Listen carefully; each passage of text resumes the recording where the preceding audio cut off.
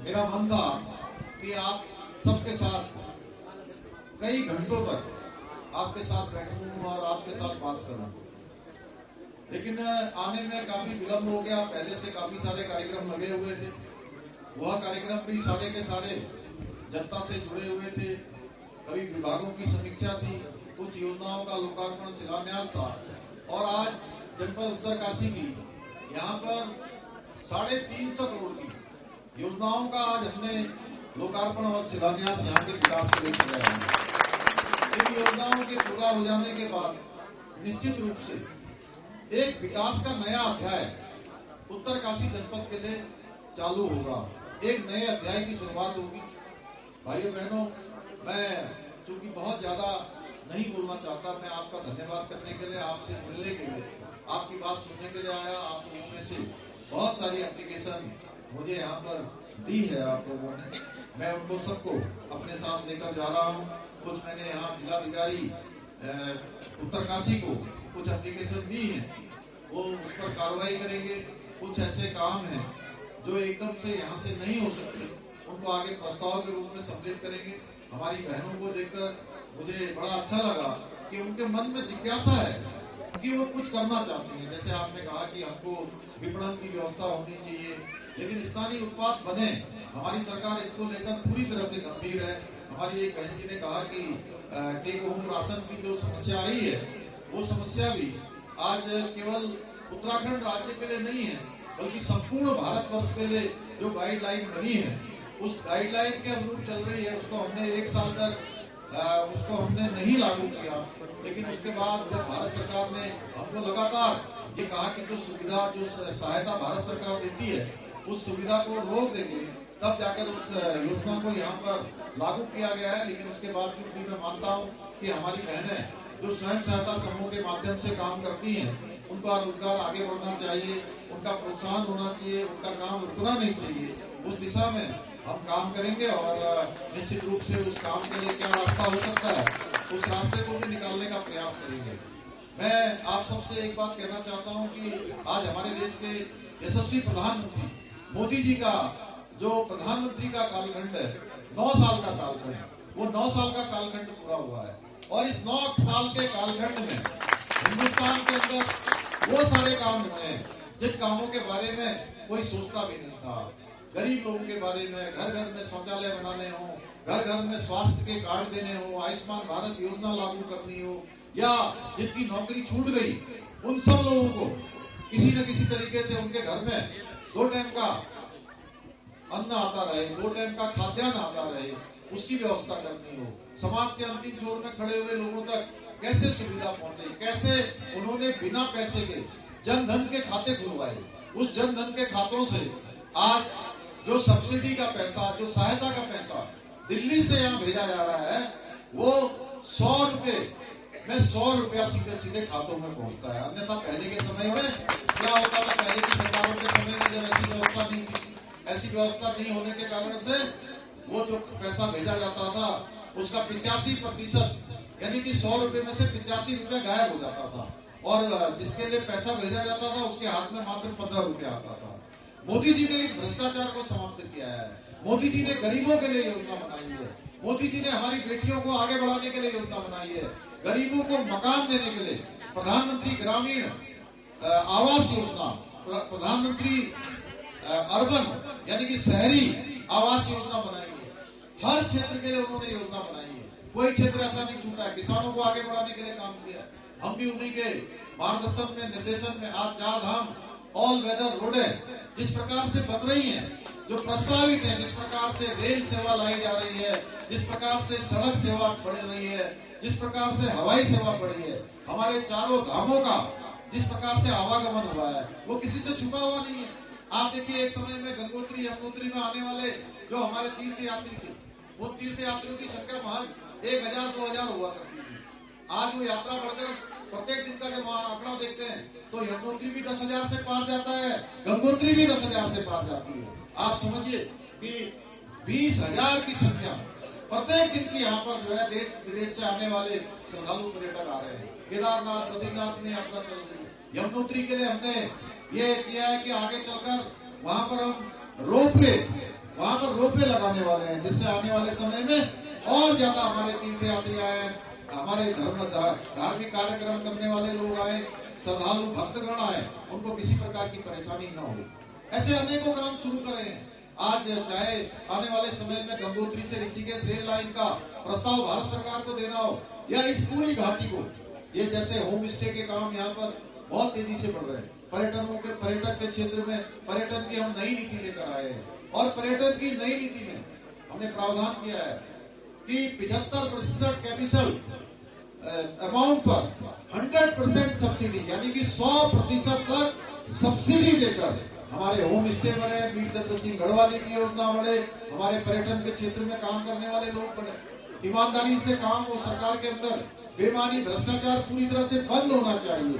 उसको लेकर हमने संकल्प लिया है, सौगंध ली है और समझ ली है कि प्रदेश के अंदर छोटे छोटे हमारे जितने कार्यालय चलते हैं, बड़े कार्यालय चलते हैं, जिलों में, प्रदेश में, सब कार्यालयों में उत्तराखंड की विजिलेंस को मुस्तैद किया है, और कई लोगों को जिन्होंने जो भ्रष्टाचार में लिप्त थे उनको पकड़ के जेल के अंदर भेजने का काम भी किया है। लोगों का हमारे दफ्तरों में काम में कोई रुकावट न हो, किसी प्रकार की लेट लतीफी न हो, कोई किसी से कुछ मांगने से, कुछ देने के लिए, कुछ लेने के लिए कार्यालयों में काम न करें। इसके लिए 1064 एक नंबर भी विजिलेंस ने जारी किया है, और कहीं पर भी अगर कोई शिकायत आती है, किसी कार्यालय में कोई देर करता है, कोई डिमांड करता है किसी चीज की कि मुझको कुछ पैसा दीजिए तब मैं काम करूंगा, तो आप अगर इस पर शिकायत कर देंगे तो नाम नहीं बताया जाएगा, उसकी जांच होगी, अगर वो कहीं भी दोषी पाया जाएगा तो उसको सीधे आप समझ लीजिए कि जेल की सलाखों के पीछे भेजा जाएगा। पहले हमारे बच्चे सब परीक्षा देने जाते थे, पढ़ते थे, लिखते थे, खूब मेहनत करते थे। उनके माता पिता भी, कोई दूध बेचता था, कोई सब्जी बेचता था, कोई राशन बेचता था, अनाज बेचता था, या कोई घी बेचता था, अपने जेवर गिरवी रख देता था, कोई जो है कर्जा लेता था, जमीन बेचता था, तब जाके अपने बच्चों को पढ़ाने के लिए भेजता था। लेकिन जब रिजल्ट आता था तो बच्चे पास ही नहीं होते थे, उन बच्चों का नंबर ही नहीं आता था। जिनके अंदर खूब योग्यता है, जिन्होंने आंखों में चश्मा लगा लिया पढ़ते पढ़ते, उन बच्चों का भी नंबर नहीं आ रहा था। लेकिन हद हो गई, जब ये काम लगातार चल रहा था, शिकायत भी बार बार आती थी कि पर्चे लीक हो जाते हैं, पेपर आउट हो जाते हैं, इन भर्तियों में नकल हो जाती है। भाइयों बहनों, कोई हिम्मत करने वाला नहीं था, किसी ने हिम्मत नहीं करी। लेकिन मैंने आप सबके प्रेम के कारण मैंने इसका साहस किया, और जो भी लोग इसमें लिप्त थे हमने उनके खिलाफ कार्रवाई करी। आज 80 से ज्यादा लोग इस पूरे नकल के प्रकरण में जेल की सलाखों के पीछे हैं। और इसके बाद हम हिंदुस्तान का, पूरे देश का सबसे बड़ा कानून, नकल विरोधी कानून लेकर आए, और ये नकल विरोधी कानून लाने के बाद हमारी 4 परीक्षाएं हो गई, और चारों परीक्षाएं बिल्कुल पारदर्शिता के आधार पर हुई हैं, नकल विहीन हुई हैं। जो योग्यता वाले हैं, जिनके अंदर प्रतिभा है, योग्यता है, जिसने पढ़ा है, जिसने परिश्रम किया है, उन सबको नौकरी मिली है, उन सबको चयन होने का अधिकार प्राप्त हुआ है। ये इसलिए किया हमने कि हमारे जो गरीब माता पिता हैं, गरीब भाई बहन हैं, उनके पास कोई पूंजी नहीं होती है सिवाय उनकी पढ़ाई लिखाई की, और वो पढ़ाई लिखाई के दम पर ही आगे जा सकते हैं। अगर ये पढ़ाई लिखाई भी उनकी इस तरह से नकल की भेंट चढ़ जाएगी, इस प्रकार से उसमें भी लूट हो जाएगी, तो उनके पास कुछ नहीं बचेगा भाइयों बहनों। इसलिए हमने तय किया कि हम देश का सबसे सख्त नकल का कानून लाएंगे, जिसमें हमने 10 साल की सजा तक का प्रावधान किया है। सारी संपत्ति उसकी जब्त करने का उसमें प्रावधान किया है। 1 करोड़ से लेकर 10 करोड़ रुपए तक का जुर्माना लगाने का भी उसमें प्रावधान किया है। जो भी नकल माफिया होंगे, उन नकल माफियाओं की सारी संपत्ति इसमें जब्त कर ली जाएगी। भाइयों बहनों, इसी तरह से आप देख रहे होंगे, हम समान नागरिक संहिता का कानून यहाँ लेकर आए हैं कि अब कोई धर्म, कोई संप्रदाय, कोई मजहब मानने वाला हो, उत्तराखंड के अंदर अगर रहता है तो उत्तराखंड के अंदर आने वाले समय में सबके लिए एक समान कानून होगा, सबके लिए एक समान कानून होगा।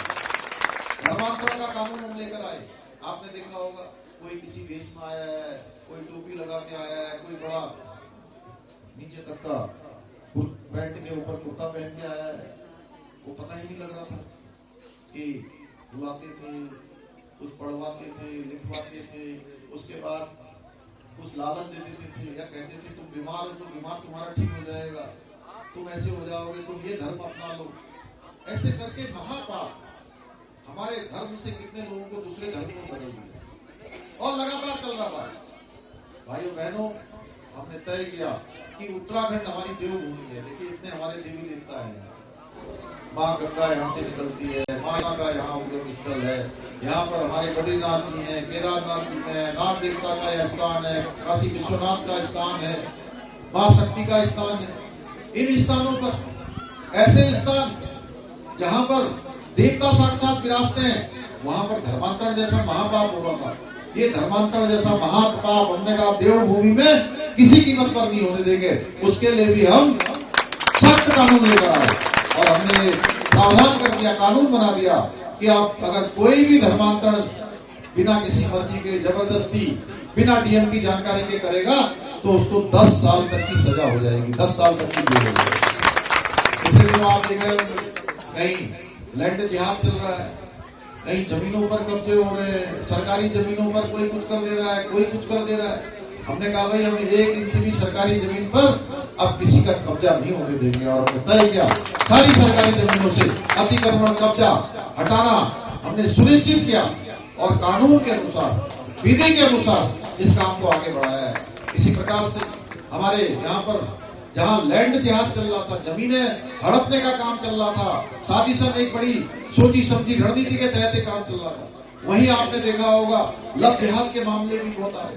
मेरे से पत्रकारों ने पूछा, मैंने कहा भाई उत्तराखंड के अंदर हम कोई भी ऐसा काम नहीं होने देंगे जिससे हमारे आने वाली पीढ़ियों को नुकसान हो, हमारे बच्चों को, हमारी बेटियों को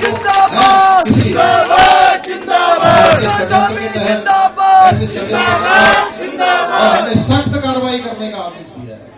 मेरी माताएं बहनें आगे बढ़े, उत्तराखंड के अंदर विषम परिस्थितियों में काम करती हैं, उसके लिए हमने 30% सरकारी नौकरियों में हमने उत्तराखंड की मातृशक्ति के लिए, हमारी माताओं बहनों के लिए हमने 30% महिलाओं का आरक्षण सरकारी नौकरियों में सुनिश्चित कर दिया है। 36 आरक्षण 30% उत्तराखंड में जो है लागू हो गया है।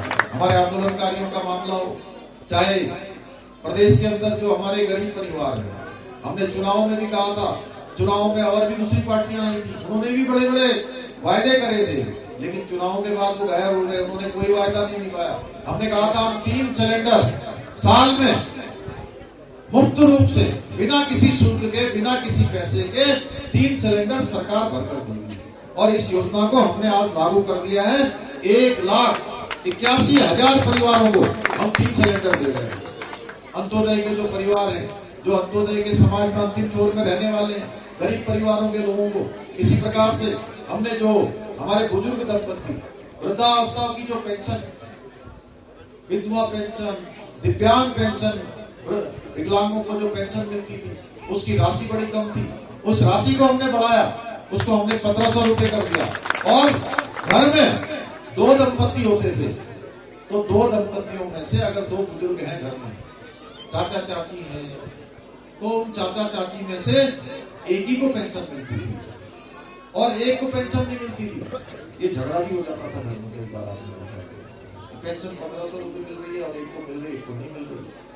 भाइयों बहनों, हमने तय किया कि अब हम अपने बुजुर्गों के बीच में कोई मनमुटाव नहीं चाहते हैं और 2 बुजुर्ग हैं तो दोनों ही बुजुर्गों को अब पेंशन मिलेगी, ये भी हमने प्रावधान कर दिया। किसान सम्मान निधि का जो पैसा है, किसान सम्मान निधि, जिसके पास छोटी जमीन है उसके लिए वो 6,000 रुपए, उसका महत्व वो समझ सकता है कि मोदी जी ने उसके ऊपर कितनी बड़ी योजना लाकर कितनी सहायता का काम किया है। हर किसान के खाते में 6,000 रुपए डालने का काम किया है। यहाँ पर हमारे किसान भाई अच्छी खेती करें, अच्छे सेब का बागान लगाएं, कीवी का बागान लगाएं, दालचीनी लगाएं या कोई सब्जी उगाएं, उनके लिए हमने जहाँ एप्पल मिशन, कीवी मिशन, दालचीनी मिशन, तिमूर मिशन को हम मिशन के रूप में लाए हैं, वहीं हमने 1 साल में 18,000 पॉली हाउस सरकार की तरफ से बनाकर देने का भी हमने प्रावधान किया है। आज ही मैं पूछ रहा था कि आज मैंने हॉर्टिकल्चर में पूछा था तो उन्होंने बताया कि 1800 पूरे जिले में 1800 पॉली हाउस हमारे उत्तरकाशी जनपद में भी बनाए जाने का प्रावधान है।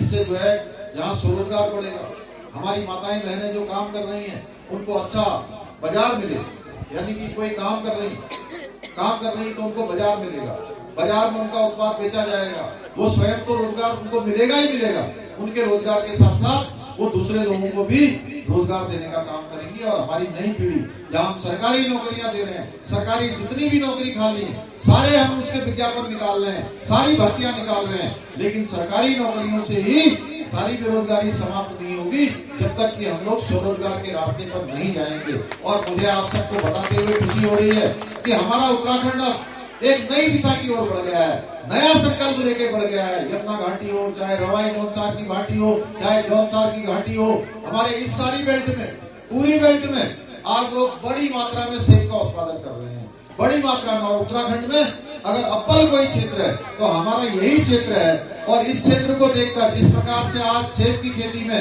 यहाँ के लोगों ने लीड ले ली है, यहाँ के लोग आगे बढ़ गए, पूरे उत्तराखंड को भी ये लोग एक दिशा देने वाले हैं। इन लोगों के कारण से पूरा उत्तराखंड आगे जाने वाला है। कीवी के क्षेत्र में खूब ज्यादा फसल हो रही है, अच्छी अच्छी सब्जियां उगा रहे हैं। उन सब्जियों को जो है आज राष्ट्रीय बाजारों में, देश के हर कोने में ले जाने की व्यवस्था, उसके लिए हम मंडी भी खोलने वाले हैं। हम पर्यटन की नई नीति लेकर आए हैं, पर्यटन के क्षेत्र में सब्सिडी की नई नीति लाए हैं। मुख्यमंत्री स्वरोजगार योजना में मैंने कहा है जितनी भी एप्लीकेशन आ रही हैं, सारी एप्लीकेशनों को आप स्वीकृत करिए, हम कोटा देहरादून से उसका बढ़ाने वाले हैं। यानी कि हर प्रकार से, जिस प्रकार से प्रोत्साहन हो सकता है। और हमारे प्रधानमंत्री मोदी जी ने कहा है कि 21वीं सदी का, ये जो 21वीं सदी का तीसरा दशक है, जो दशक शुरू हो गया है, यानी कि अब से आने वाले 10 साल, 2023 चल रहा है, 2023 से लेकर 2033 तक उत्तराखंड हिंदुस्तान के श्रेष्ठ राज्यों में इन 10 सालों में शामिल हो जाएगा। तो प्रधानमंत्री जी ने हमारे उत्तराखंड के लिए सारी योजनाएं स्वीकृत करते हैं। जो भी हम उनसे मांग करते हैं, जो भी हम उनसे कहते हैं, उनका एक विशेष लगाव उत्तराखंड के साथ है। उनके उत्तराखंड की धरती में उनका मन बसता है। वो हमेशा, आप देखिएगा, चाहे कोई दिन हो, 26 जनवरी को उन्होंने 2022 में 26 जनवरी के दिन उन्होंने उत्तराखंड की ही टोपी पहनी थी और वो टोपी पूरे देश विदेशों में गई। उनका उत्तराखंड के प्रति इतना प्रेम है। और मैं उनके पास एक बार गया तो मैंने उनको एक पूरा जो हम बुकलेट बना रहे थे उत्तराखंड सरकार का, तो मैंने कहा कि आपकी फोटो भी इसमें लगा रहे हैं। तो बोले मेरी टोपी वाली फोटो कहाँ है, जो उत्तराखंड की पहचान है। तो भाइयों बहनों, इतना उनका लगाव उत्तराखंड की एक एक चीज से, केदारनाथ की जो त्रासदी आई थी, उस त्रासदी के बाद अब नया केदारनाथ किस तरह से बन गया, वहाँ रोपवे बन रहा है, नया निर्माण हो रहा है, बद्रीनाथ का नया निर्माण हो रहा है, हेमकुंड जाने के लिए नया रोपवे का जो है शिलान्यास उन्होंने कर दिया, केदारनाथ जाने के लिए शिलान्यास कर दिया। ये 4 धाम रोडे इस तरफ से कर रही। आने वाले समय में डांटा से हमारा पुरोला होते हुए जो रास्ता आता है, इस रास्ते से भी यात्रा चलेगी, इधर से भी यात्रा चलेगी, दोनों तरफ से यात्रा चलेगी। चारों तरफ रोडों का एक नया मास्टर प्लान बनाया जा रहा है। मैं बहुत ज्यादा न कहते हुए आप सब लोगों का आज मैं बहुत धन्यवाद करता हूँ कि आप बड़ी संख्या में यहाँ पर आए हैं। और आपको विश्वास दिलाता हूँ कि आपकी अपेक्षाओं के अनुरूप, आपकी आशाओं के अनुरूप संकल्प नए उत्तराखंड का लेकर, और जो हमें नए संकल्प उत्तराखंड का लेकर आगे बढ़ना है, उसमें आप सब लोगों का जिस प्रकार से सहयोग मिलता रहा है, आपका निकट भविष्य में भी आपका सहयोग और आपका गहराइयों से अपनी माताओं बहनों का धन्यवाद करते हुए, उनको प्रणाम करते हुए अपनी वाणी को विराम देता हूँ। बहुत बहुत धन्यवाद।